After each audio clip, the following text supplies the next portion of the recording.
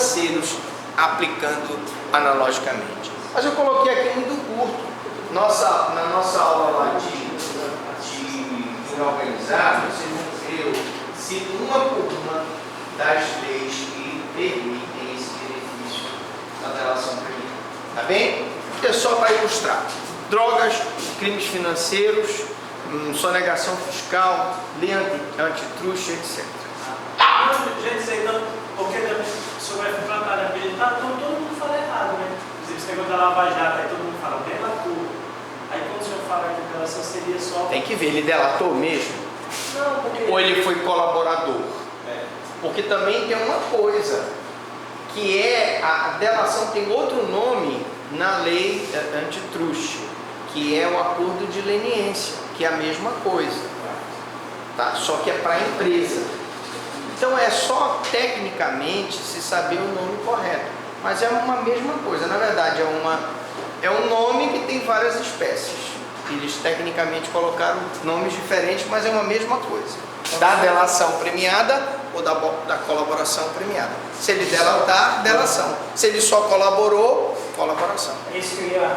Era essa a colocação que eu ia fazer. A diferença é que o delator, ele dá o caminho das pistas, das provas. Ele apresenta as provas.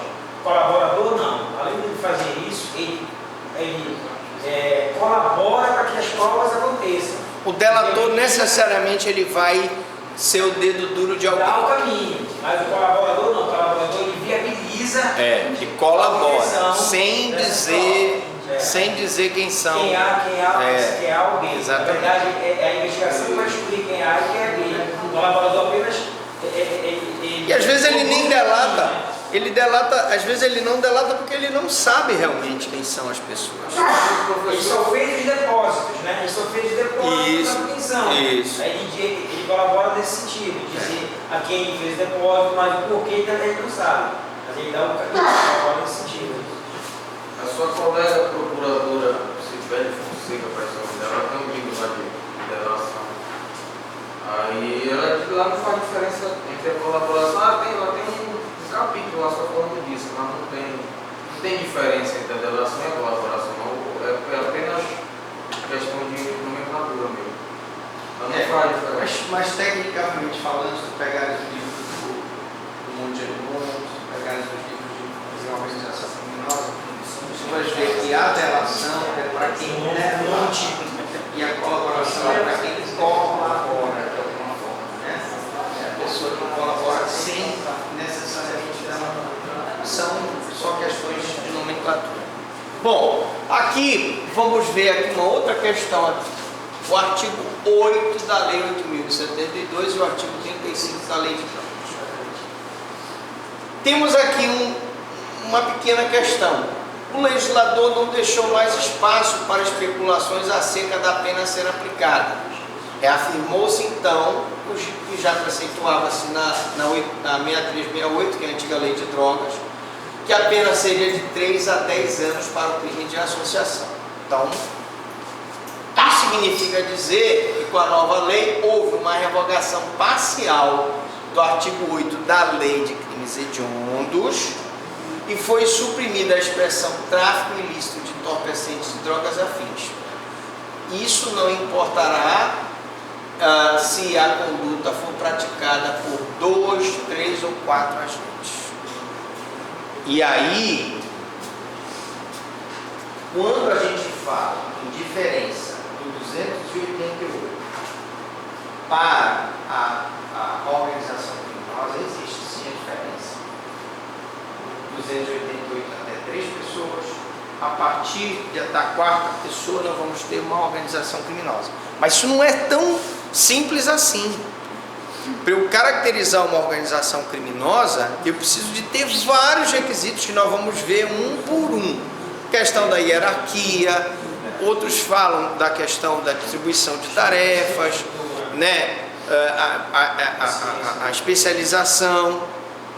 Uns falam da questão da internacionalização, que é uma questão discutível. Mas, para o tráfico aqui, não interessa se ele vai ter 2 seria quadrilha ou bando, 3, quadrilha ou bando, ou 4, organização criminosa. Para a associação para o tráfico, ela abrange tanto a antiga quadrilha ou bando, que é do artigo 288, quanto a organização criminosa. Mas aí o que nós poderíamos ter? Vamos raciocinar. Nós temos uma associação criminosa para o tráfico que faz parte de uma organização criminosa. Eu poderia, nesse caso, pensar que o fato de ser uma associação criminosa, eu poderia então aumentar a pena, colocar a pena do tráfico e aumentar por ser organização criminosa. Mas não é assim. Lembrem-se que pelo princípio do ne bis in idem, a gente vai logo batendo nisso aqui, eu não posso pegar uma mesma circunstância, organização criminosa, e usá-la 2 vezes para aumentar a pena do crime. Então, nessa situação, é isso que eu quero mostrar para vocês.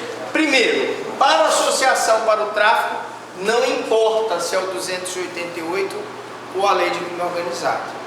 Eles dois vão estar enquadrados na associação para o tráfico. Segundo, haverá incidência do delito especial do artigo 35 da lei de drogas, e acabou-se, pois, a discussão sobre o artigo 8º da lei de crimes hediondos no que tange a quadrilha ou bando formados para o tráfico de drogas.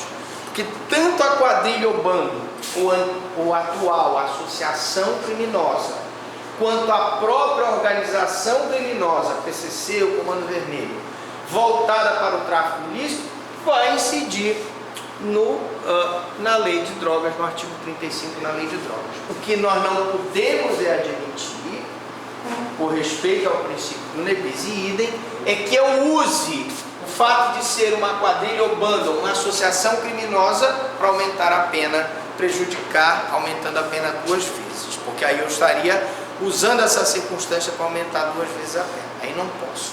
Tá? Professor, essa associação ao tráfico, salvo engano, você já falou, não é considerado crime hediondo, não é isso? Vamos lá. Nós colocamos lá, não... Que era tráfico de drogas, mas a associação não era considerado crime equiparado ao crime hediondo. Sim, sim. É isso? É isso. Então esse artigo 35 ele não é nem crime hediondo, não é isso?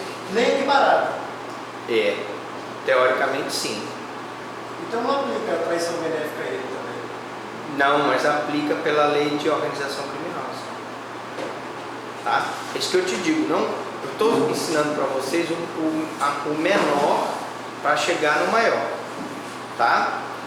Eu posso não aplicar a delação eficaz e a traição benéfica da lei de crimes hediondos, mas eu vou necessariamente aplicar algum dos institutos da lei de crime organizado, que é a mesma delação, só que com outras até mais ampla do que aqui. Aliás, quero dizer para vocês que se eu não estiver enganado, eu acho que foi o assunto que tem mais slides da aula, é a delação. Você vai ver lá. Porque justamente é um assunto que pouca gente domina. Tá? Bom, temos um outro problema também, já para terminar aqui a nossa aula de crimes hediondos. O outro problema da lei de crimes hediondos reside no artigo 9º da lei de crimes hediondos e a sua causa de aumento de pena. Este artigo, para quem não lembra, ele dispõe que a pena será aumentada da metade nos crimes nele relacionados quando a vítima se encontra em uma das condições do artigo 224 do CP. Para quem não se lembra, vítima não maior de 14 anos, alienado de débil mental ou que não poderia por qualquer outra causa oferecer a resistência. Vamos lá. Então, nós temos o seguinte problema, seria aí um aumento de pena nas situações de estupro de vulnerável. Perfeito? Beleza. O artigo 9º não incide sobre os crimes hediondos ou assemelhados, mas unicamente naqueles por ele indicados. Então, o juiz, ao aplicar o aumento, não poderá exceder o limite de 30 anos. Isso aí, tranquilo, né? Por que se fixa uma pena de 600 anos? Lá, do cara lá, do Carandiru, para efeito de cálculo da progressão de regime, que aí serão 100 anos, no caso do sexto, e 2/5 já segundo cálculo, e também para efeito de suicídio e livramento condicional. Progressão de regime, suicídio e livramento condicional. Mas a boa técnica diz que o juiz não deverá exceder o limite de 30 anos, eu diria, não é na fixação dos 30 anos, mas no cumprimento desses 30 anos. Então, incide o artigo 9º sobre o estupro e o estupro de vulnerável cometidos com violência presumida. Primeiro, nós já vimos que essa questão da violência presumida já foi debatida na aula anterior. Mas a questão aqui é o seguinte: havia duas orientações. Primeiro, a primeira sustentava a ocorrência do bis in idem. Por quê?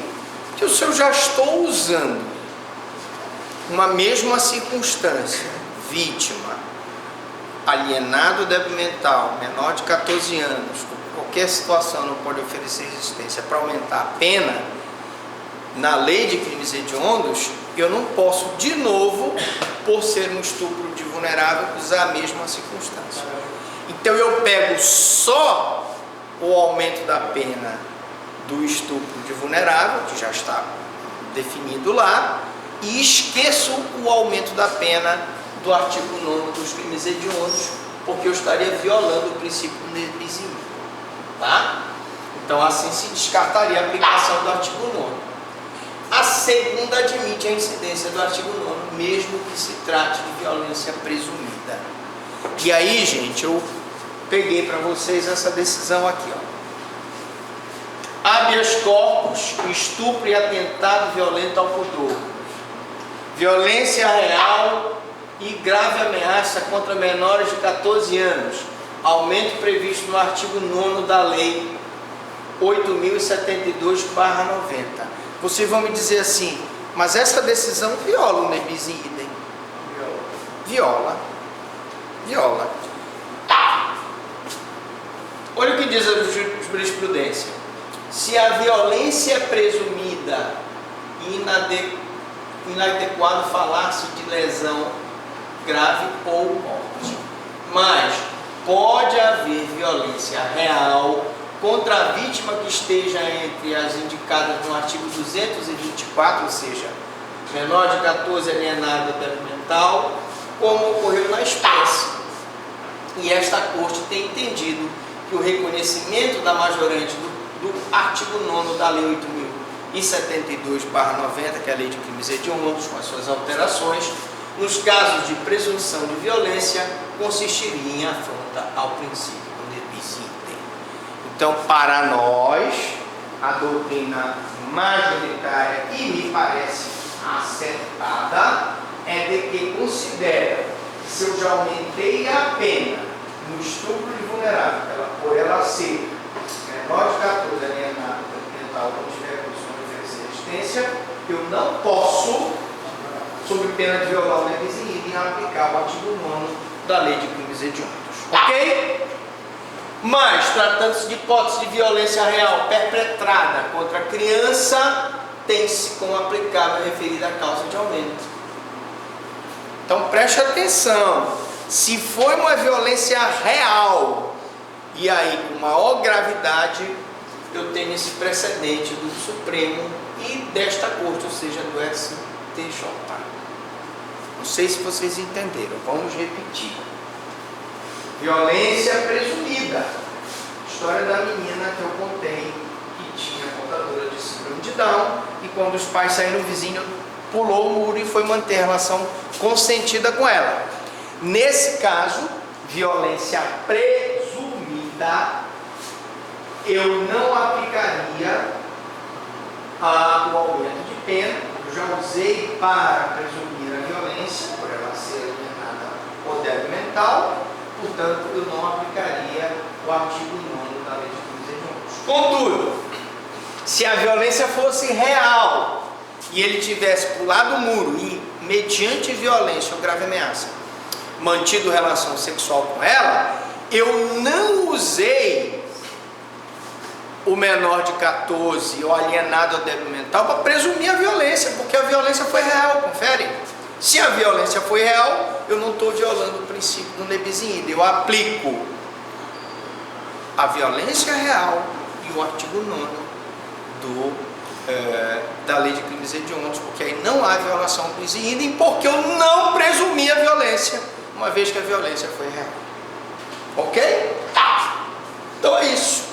E acabamos aqui a Lei de Crimes Hediondos. Agora eu faço a minha perguntinha. Alguma pergunta, alguma dúvida?